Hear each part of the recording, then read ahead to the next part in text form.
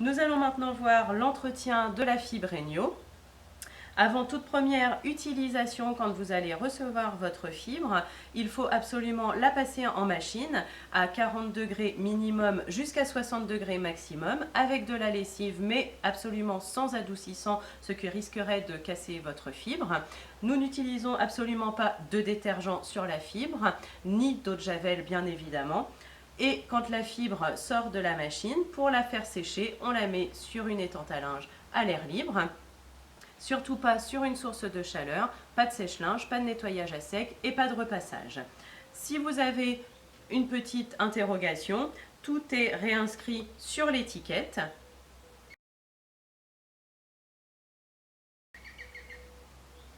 Ou bien dans le catalogue ou sur le site enio.fr.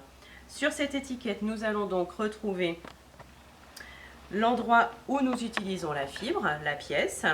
Nous allons également retrouver donc les températures à laquelle on peut mettre notre fibre en machine, donc 40 degrés minimum, 60 degrés maximum, avec de la lessive mais sans adoucissant et sans produit détergent ni eau de javel. Nous allons retrouver également sur cette étiquette une petite goutte d'eau.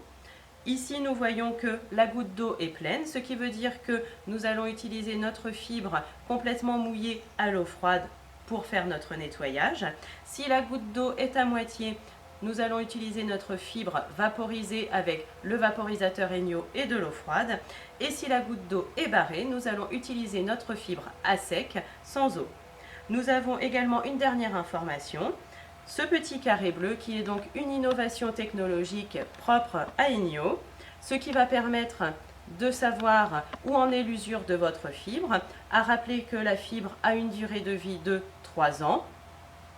Quand le carré bleu sera jusqu'en bas, donc toute la ligne sera bleue, nous allons savoir que notre fibre arrive à usure.